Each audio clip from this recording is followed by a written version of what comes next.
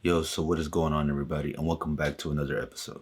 So, in this episode, we're going to talk specifically about what's been going on in the Amazon community as far as with Section 3, the whole deal going on with just Amazon listings in general, and basically everything else in between. So, but without further ado, guys, let's get straight into it and see what's happening, what's been going on in the Amazon community, and kind of ways on how to resolve this issue and basically everything else. All right. So now let's get started.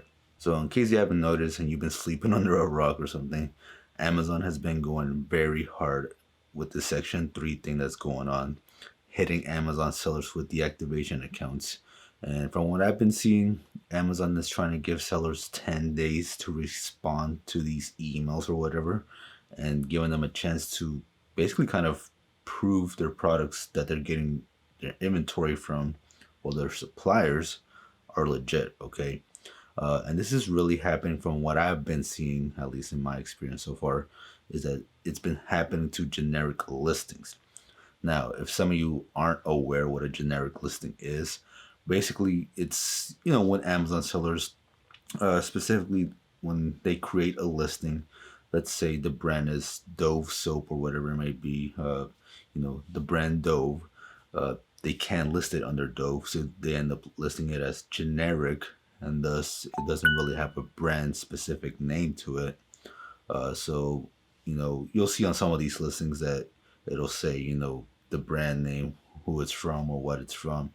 And if it's not from the brand directly themselves under that certain brand, well, I believe these are some of the listings that Amazon is really cracking down on. Okay, basically they're claiming them as inauthentic, fake, and basically everything else in between, right? So, and I think this is happening a lot because of what's been happening with all these fake suppliers that's been going around from like Telegram and whatnot. Specifically, a lot of them from California, surprisingly. So, but yeah, so Amazon is finally cracking down on these inauthentic products, stolen products, fake products, whatever you may want to call it. And sadly, taking down a bunch of the bad guys, there's a few of the good guys in the way.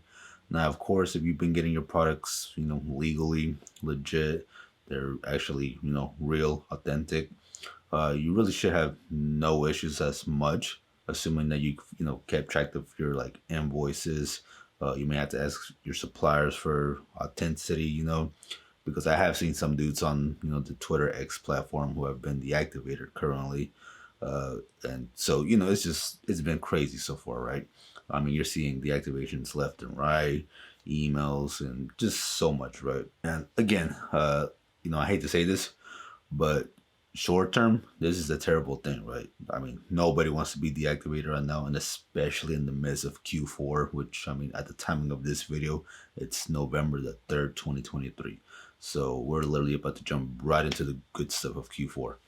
Now, long term, I say this is a good thing, because again, you're weeding out all the people who aren't playing the business, legitimately. And in this business, you want people who play the game right, okay? You don't want people who are selling, stolen goods to other sellers and then, tanking those prices by 20-30% margins, okay? Because no way you're going to compete with them, for one, so this is weeding out basically everybody. And yeah, so to me, it's a good thing long term. I mean, again, because I've been playing the game legally, legit since day one.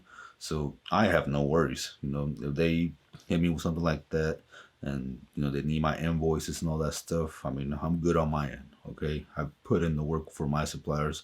I've put in the work for finding suppliers the legit way and not shortcutting it whatsoever. Right. So, but now, of course, something that I think a lot of sellers have learned in this just recent events of this happening is having a lawyer on retainer, which I've said a few times, not as much as I probably should have, but it's super helpful to have someone on a retainer, such as Jeff Shake, Riverbend Consulting, Seller Basics, or any other firm who helps with Amazon sellers in dealing with these situations. All right, so I mean, most of these services probably no more than $100 a month, if that.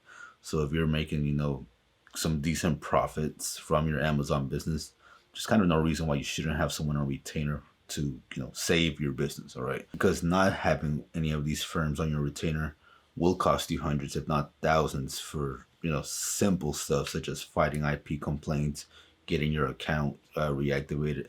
I mean, I saw some dude on Twitter, X, that said that because he didn't have them on retainer, I think they're charging him like almost $1,000 just to try to fight off this Section 3 thing. So, yeah, I mean, dude, it's worth the money if you're able to get someone on retainer. Now, as a beginner, you may not have the funds to necessarily afford one just yet.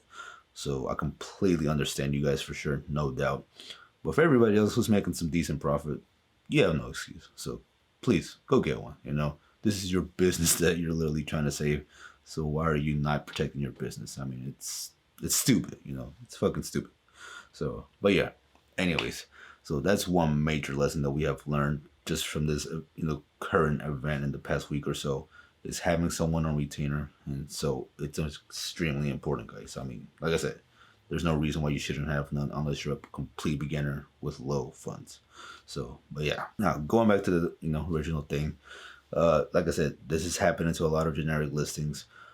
One of the best ways to avoid this, which is crazy that I did not know, so many people did not know about this. I mean, I just kind of assumed some people knew about this, but it was something I had already dropped in my private Discord group for my members in there. So if you were in that group, you already knew about this stuff like 2 weeks plus. I mean, I literally posted the screenshot and everything that I was on top of my stuff.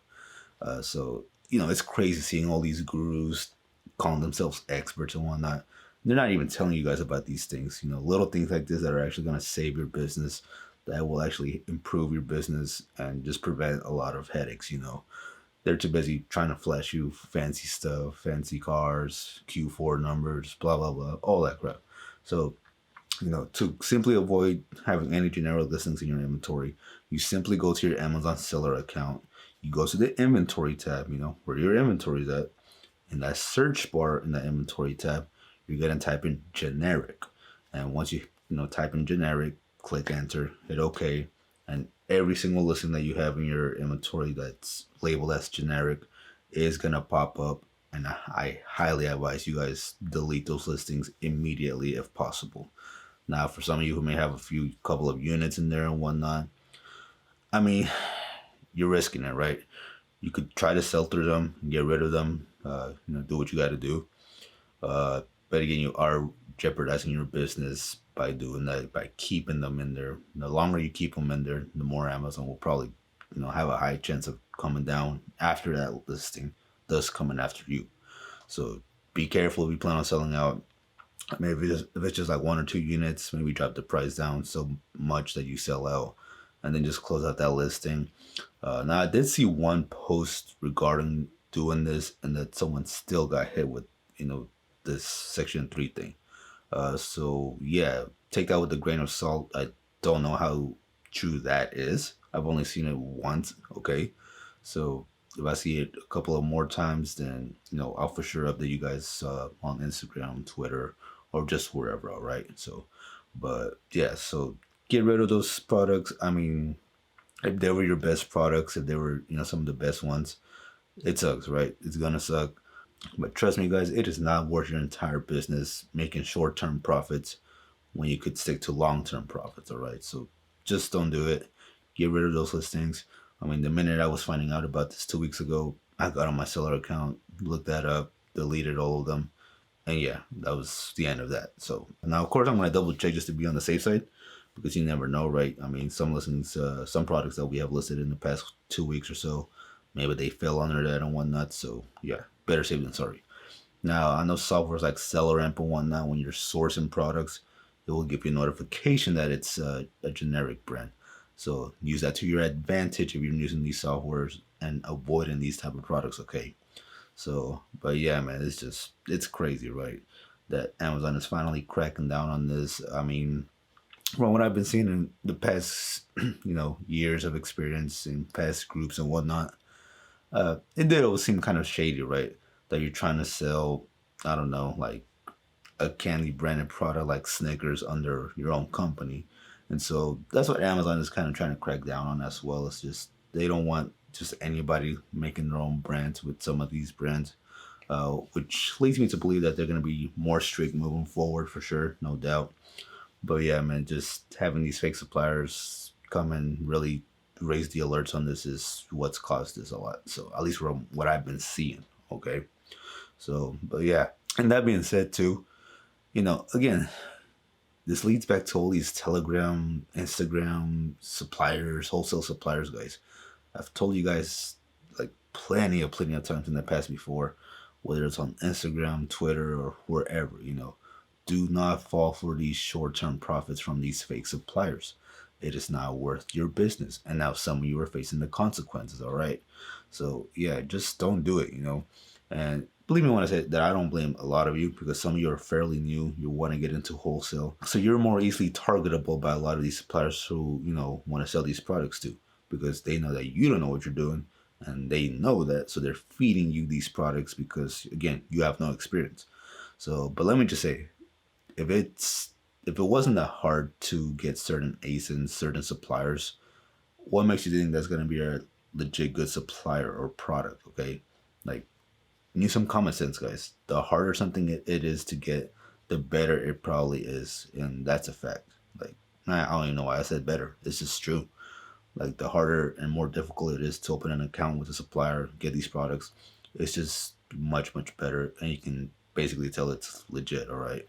So don't fall for none of these wholesale distribution companies on Instagram that are always posting their little stories about, we got this ASIN in stock, buy 20, buy 100, or on Telegram or whatever. Avoid them, because those suppliers are about to be caught up in all this mess too. And once they get rid of them, yeah, ain't nobody gonna be doing wholesale like that, or at least like they claim they do.